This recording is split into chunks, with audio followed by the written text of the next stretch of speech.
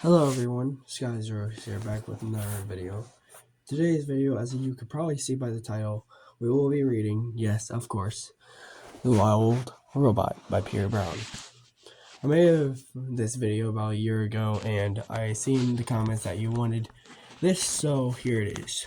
So without any further ado, let's get straight into the video. And before I forget, make sure to subscribe if you want more of these. Alright, so to recap on what happened in chapter 1, it was a pretty short chapter, but what ended up happening is a robot fell off its ship that sank, and now is on an island and has to survive. So, let's get straight into chapter 2. Once I find the page, pardon me. And also my voice is kind of terrible, so just bear with me. Okay. Hold on, let me fix my camera as well because my camera sucks. So give me a second.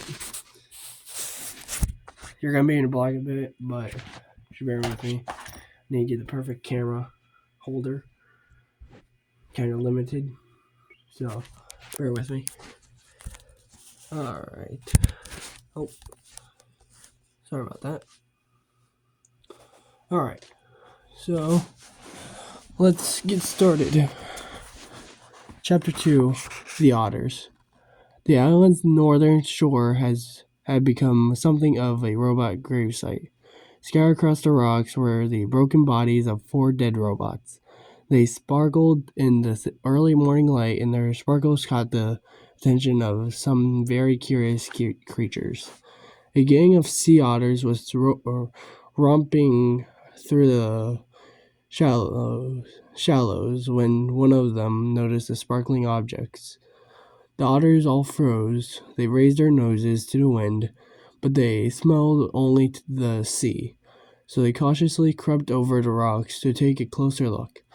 The gang slowly approached a robot torso.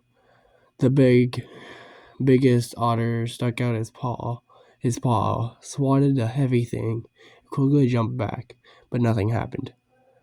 So they wriggled over to a robot hand. Another brave otter stuck out her paw and flipped the hand over.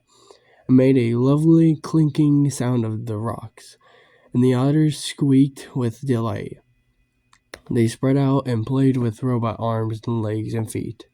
More hands were flipped. One of the otters discovered a robot head in a tide pool, and they all dove in and took turns rolling it along the bottom. And then they spotted something else. Overlooking the gravesite was the one surviving crate. Its sides were scraped and dented, and a wide gash ran across its top. The otters scampered up the rocks and climbed onto the big box. 10 furry faces poked through the gash, eager to see what was inside. What they saw was another brand new robot. But this robot was different from the others. It was still in one piece, and it was surrounded by spongy packing foam. The others reached through the gash and tore at the foam. It was so soft and squishy. They squeaked as they snatched at the fluffy stuff.